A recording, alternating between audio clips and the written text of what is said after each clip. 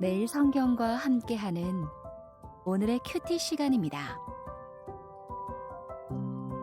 10월 3일 오늘의 말씀은 열왕기상 12장 1절에서 11절입니다.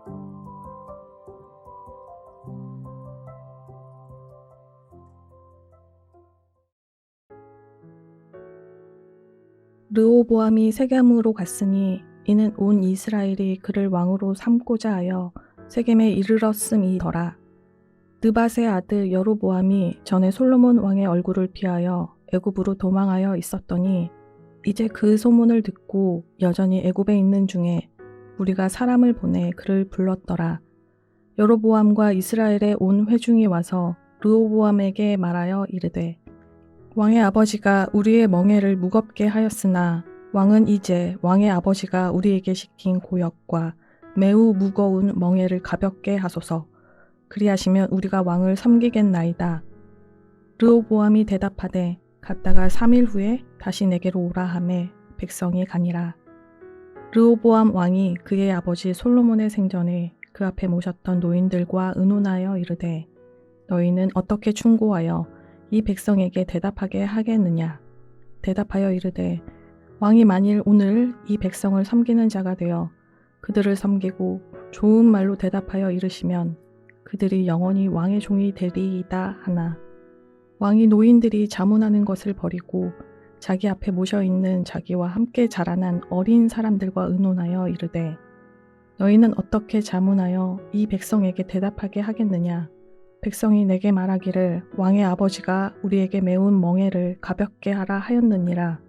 함께 자라난 소년들이 왕께 아뢰어 이르되 이 백성들이 왕께 아뢰기를 왕의 부친이 우리의 멍에를 무겁게 하였으나 왕은 우리를 위하여 가볍게 하라 하였은즉 왕은 대답하기를 내 새끼 손가락이 내 아버지의 허리보다 굵으니 내 아버지께서 너희에게 무거운 멍에를 메게 하였으나 이제 나는 너희의 멍에를 더욱 무겁게 할지라.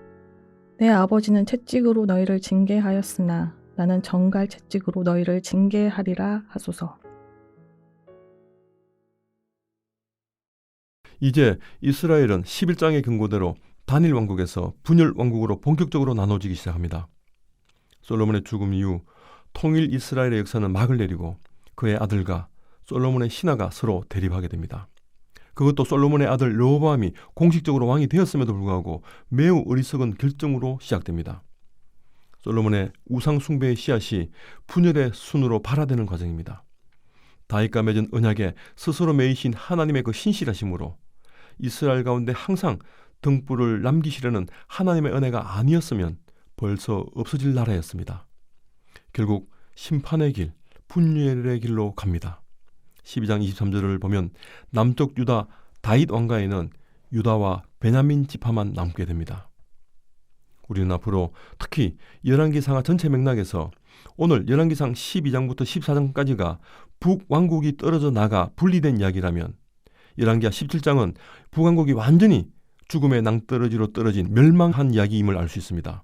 이 두 부분, 북이스라엘 시작과 끝을 보여주는 이 이야기 한가운데 북이스라엘의 가장 악했던 오므리 왕조의 바알 숭배가 있습니다.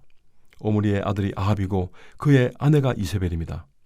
열왕기 전체 본문에서 상당히 많은 부분을 차지하는 이 열왕기상 16장 22절부터 열왕기하 12장 21절까지가 바로 열왕기 전체 중심 이야기이기도 합니다. 이때 엘리야 엘리사 선지자도 활발하게 사역했던 시기였습니다. 오늘 본문 열왕기상 12장부터 열왕기하 17장까지에서 먼저 멸망하게 될 이 북이스라엘 역사는 그야말로 분열의 끝판왕이라 해도 모자람이 없습니다. 20명의 왕들 재해 기간이 평균 10년을 채 넘기지 못합니다. 특히 북이스라엘의 5번째 왕 시므리라는 사람은 4번째 왕 엘라를 암살하고 왕위에 오릅니다. 그리고 왕위에 오른 지 7일 만에 스스로 왕궁에 불을 지르고 그 불 속에 뛰어들어가 스스로 자기 목숨을 버립니다. 그리고 시므리가 죽은 후에 디브니라라고 또 왕이 있는데 이는 오므리에 맞서 백성들이 세운 왕으로 북왕국 안에서 이런 식으로 자기들끼리도 분열하고 있는 모습을 봅니다. 그리고 여로보암 이후 나답, 바아사, 엘라, 시므이로 이어지는 이 왕들 모두가 전쟁과 또 2번의 암살 그리고 자살로 정권이 바뀌고 있습니다. 남유다가 유다를 중심으로 20명의 왕들이 평균 17, 8년 재위기간을 이어가면서 350여 년간 단일 왕조를 이어간 것에 반해 북이스라엘의 역사는 210년도 채 되지 않은 채 서로 죽고 죽이며 왕조가 9번이나 바뀌면서 끊임없는 내부의 분열을 악순환하고 있습니다. 그 시작이 바로 오늘 본문입니다. 르호보암이 세겜으로 갔습니다. 자신이 솔로몬 왕위를 이어받은 후계자임을 10개 지파로부터 추인받을 필요가 있었던 것입니다. 사무엘하 5장 3절을 보면 북쪽 지파 사람들이 예전에 다윗과 언약을 맺은 적이 있었고 세겜에서의 만남은 그들의 충성을 확인하기 위한 장소로 적당했을 것입니다. 세겜은 예루살렘에서 북쪽으로 대략 64km 떨어진 곳이며 북쪽 지파 사람들이 선호했던 장소였습니다. 역사적으로도 이곳은 왕의 즉위식 장소로 매우 적당한 장소였습니다. 이곳은 아브라함이 하나님을 만났던 장소이고 야곱이 거주했던 곳이며 요셉이 매장된 장소이기도 합니다. 또 주요 두 대로가 교차하는 곳이기도 한 이 세겜은 이스라엘 백성들이 약속의 땅 들어간 후 여호수아 공동체가 에발산과 그리심산 사이 계곡에 위치한 이곳에서 시내산 언약, 모세율법을 지키겠다며 언약을 갱신한 신성한 곳이기도 합니다. 4장 7절을 보면 솔로몬이 왕과 왕실의 양식을 공급받기 위해서 온 이스라엘 12지방 관리를 두고 있습니다. 1년에 한 달씩 양식을 왕실로 공급받았습니다. 이때 북쪽 10지파에게만 이 의무를 부과했습니다. 노역도 마찬가지였습니다. 남쪽 유다 중심으로 정책을 펼쳤기에 북쪽 사람들에게는 불만이 많이 쌓였습니다. 그런데 지금 르호보암은 북쪽 10지파 사람들의 신임을 얻어야 하는 상황입니다. 그런데 북지파 사람들이 그동안 쌓인 불만을 토로합니다.